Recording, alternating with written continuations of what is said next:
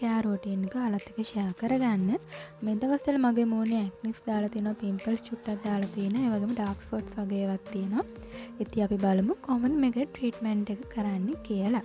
ඉතින් මුලින්ම මගේ මූණ මම හොඳට පිරිසිදු කරගන්නවා මගේ ඇක්නි ෆේස් වොෂ් එකෙන්. මෙන්න මේ ෆේස් වොෂ් එක තමයි මම පාවිච්චි කරන්නේ. මගේ මූණ පොඩ්ඩක් තෙමාගෙන මම මේ ෆේස් වොෂ් එකෙන් හොඳට ඇප්ලයි කරගන්නවා. මගේ මූණ හොඳට ක්ලෙන්ස් කරගන්නවා. ඇප්ලයි කරගෙන මේකට පොඩි ප්‍රමාණයක් ගත්තාම මේ ෆේස් වොෂ් එකෙන් ඊට පස්සේ හොඳට මසාජ් කරන්න.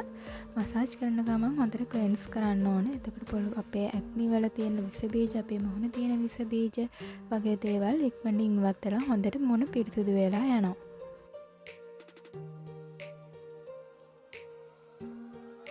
ඉතින් මේ විදිහට හොඳට මූණ පිරිසිදු කරගෙන මේ වගේ මූණ හොඳට හොද ගන්න.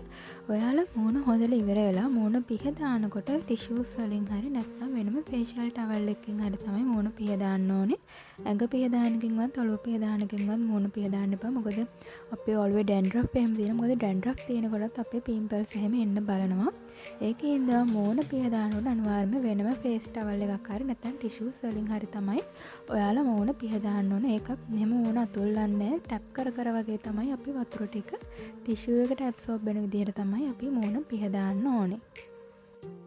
ඔයාලට පේනවා ඇති මගේ මූණ අද කිසිම ෆිල්ටර් එකක්වත් මේකප් එකක්වත් මම අද මෙතන දාලා නැහැ. මූණ හේදුවෙන් පස්සේ ලොකු වෙනසක් තියෙනවා මගේ මූණේ.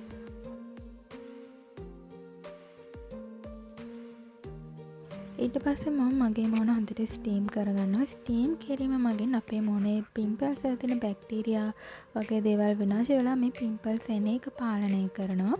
ඉතින් මට මේක වීඩියෝ කරන්න හම්බුනේ නැහැ. සාමාන්‍ය ස්ටීම් කරන විදිහට තමයි මම ස්ටීම් කරේ.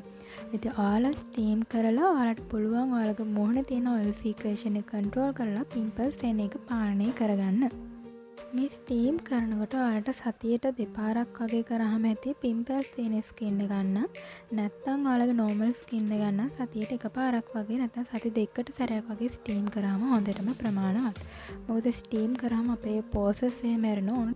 ඕනට වඩා ස්ටීම් කරාම අපේ මූණේ ඕපන් පෝසස් ඇවිල්ලා ස්කින් එක ගොඩක් ඩ්‍රයි වෙන්න බලනවා. ඒකෙන් හින්දා ආගේ පිම්පල්ස් තියෙනවා නම් විනාඩි 5ක වගේ කාලයක් ස්ටීම් කරාම හොඳටම ප්‍රමාණවත්. ඊට පස්සේ මම මගේ මූණ ස්ක්‍රබ් කරගන්න යන්නේ. විශේෂයෙන් කියන්න ඕන අපි පිම්පල්ස් තියෙන ස්කින් එක කොයිම වෙලාවකවත් ස්ක්‍රබ් කරන්නේ නැහැ. ඒකට හේතුව තමයි පිම්පල්ස් ඒ පාටිකල්ස් නිසා කැඩිලා යන්න පුළුවන්. ඒකට තව පිම්පල්ස් එන්න බලනවා. අනික වේදනාවක් දෙන්න පුළුවන්. මම මෙතන මගේ නාය හා නිකඩ ප්‍රදේශයේ විතරයි ස්ක්‍රබ් කරගන්නේ. එතන පොඩ්ඩක් වයිට් හෙඩ්ස් වගේ තියෙන හින්දා. නැතුව මම මගේ මූලෙම ස්ක්‍රබ් එක ඇප්ලයි කරේ නැහැ මෙතන. මේ වගේ රවුමට බ්ලැක් හෙඩ් වයිට් හෙඩ්ස් තියෙනවා නම් ඒවා අයින් කරගන්න ඕනේ. හින්දා මම මෙතන පොඩ්ඩක් ස්ක්‍රබ් කරනවා.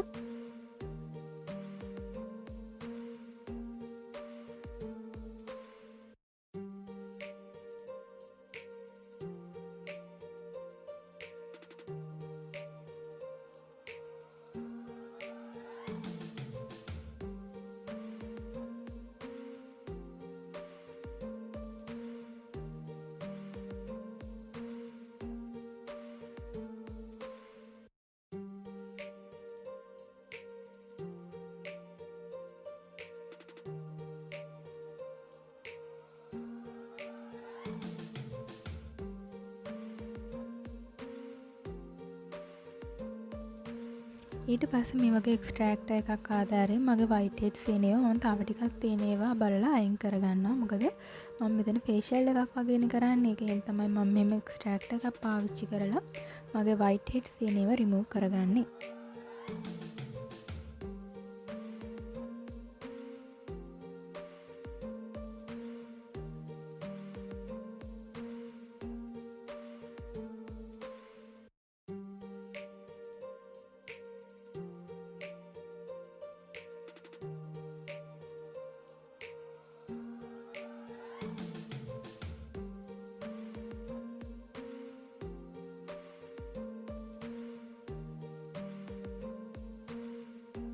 ඊට පස්සේ මම මේ වගේ අයිස් කියුබ් ට්‍රීට්මන්ට් එක කරනවා. මොකද අපේ ස්ටීම් කරා දැන් ස්ක්‍රබ් කරා ඉඳ අපේ මුහුණේ පෝසස් එහෙම දැන් ඕපන් වෙලා තියෙන්නේ.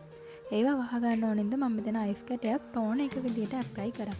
ඔයාලට පිම්පල්ස් වලට හොඳ ටෝන් එකක් තමයි රෝස් වෝටර් ටෝන් එක. නැත්නම් ග්‍රීන් ටී ටෝන් එකත් හොඳයි. නැත්නම් ඔයාලට පුළුවන් මේ වගේ අයිස් කියුබ් එකක් උන ටෝනර් එක විදිහට පාවිච්චි කරන්න.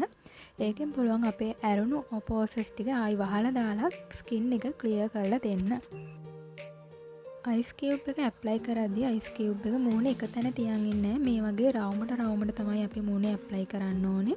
ගොඩාක් වේගෙන් කරන්නත් එපා. මම මේ ටයිම් එක ගොඩක් යන නිසා ෆාස්ට් අවුට් කරලා තියෙන්නේ. නැත්නම් හිමිට රවුමට කරාම හොඳටම ඇති. ඒ වගේ විනාඩි 2ක වගේ කාලයක් අයිස් කියුබ් ට්‍රීට්මන්ට් එක කරන්න ඕනේ. ඊට පස්සේ අපි පැක් එක හදාගමු. පැක් එකට අද මම පාවිච්චි කරන්නේ කුරුලෑම සඳහා ගොඩාක්ම විශේෂ වෙන පැක් එකක්. මේක ගොඩක් හොඳයි පිම්පල්ස් ඇක්නි තියෙන අයට. මේකට පාවිච්චි කරන්න ඕනේ මී පැණි මේස හැන්දකට කුරුදු පොතු පවුඩර් කරලා පින්ච් එකක් හරි නැත්නම් තේ හැඳි කාලක වගේ ප්‍රමාණයක් එකතු කරලා හොඳට මික්ස් කරලා මූණේ ඇප්ලයි කරන්න තමයි තියෙන්නේ. මොකද කුරුදු වල සහ මී පැණි වල තියෙන ඇන්ටි ඔක්සිඩන්ට් සහ ඇන්ටි බැක්ටීරියල් ප්‍රොපර්ටිස් නිසා මේක ගොඩක් හොඳයි අපේ පිම්පල්ස් වලට පැක් එකක් විදියට ඇප්ලයි කරන්න. ඉතින් මේ වගේ හොඳට මූණේ ඇප්ලයි කරගන්න. ඔයාලට මේක බ්‍රෂ් එකකින් උනත් ඇප්ලයි කරගන්න පුළුවන්. ඒක ගොඩක් නාස්ති වෙන හින්දා තමයි මම මේ වගේ ඇඟිල්ලෙන් ඇප්ලයි කරගන්නේ. සහ හොඳට ඇප්ලයි කරගන්න පුළුවන් අපිට අතින් මේ පැක් එක ඇප්ලයි කරද්දී. පැක් එක මේ වගේ හොඳට මූණේ ඇප්ලයි කරලා විනාඩි 20ක විතර කාලයක් ඔයා මේ පැක් එක ඔයාගේ මූණේ තියෙන්න දෙන්න ඕනේ. ඊට පස්සේ පුළුවන් ඔයාට මද උණුසුම් වතුරෙන් හොදනවා නම් ගොඩක් හොඳයි. නැත්නම් සාමාන්‍ය වතුරෙන් හරි මේක හොඳට හොදලා ඉවත් කරන්න පුළුවන්.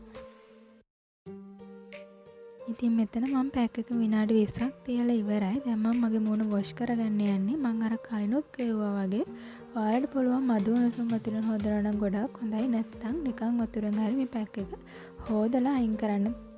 පැක් එක ඇප්ලයි කරලා ඉවරලා ෆයිනල් ස්ටෙප් එක විදිහට මම අද ටෝනර් එක විදිහට පාවිච්චි කරන්නේ අයිස් කියුබ් එකක්මයි. නැත්නම් රෝස් වෝටර් තියෙනවා නම් ඔයාලට පාවිච්චි කරන්න පුළුවන්. මම මෙතන අයිස් කියුබ් එක පාවිච්චි කරන්නේ පිම්පල්ස් වලට ගොඩක් හොඳ නිසා. පැක් එක ඇප්ලයි කිරීම නිසා අපේ ස්කින් එකේ පෝසස් ඇරිලා තියෙන්න පුළුවන්. ඒ වගේම නැවත ඔයිල් සීක්‍රේෂන් එක කන්ට්‍රෝල් කරලා අපේ පිම්පල්ස් එන එක පාලනය කරන්න මේ අයිස් කියුබ් ට්‍රීට්මන්ට් එක හොඳයි. ඉතින් හැමදාම ඔයාලට පුළුවන් ගොඩාක් වගේ පිම්පල්ස් තියෙනවා නම් මේ පැක් එක සතියට 3 පාරක් ඇප්ලයි කරලා ඊට පස්සේ අයිස් කියුබ් ට්‍රීට්මන්ට් එක උදේ සහ රැට කරන්න අමතක කරන්න එපා. එකකින් පුළුවන් ඔයාලගේ ඇක්නි පිම්පල්ස් තියෙන තත්ත්වයන් ගොඩාක් දුරට පාලනය කරගන්න. එහෙනම් තවත් අලුත් වීඩියෝ එකක් අරන් එන්නම්. අතකන් අපිට සුබ දවසක්.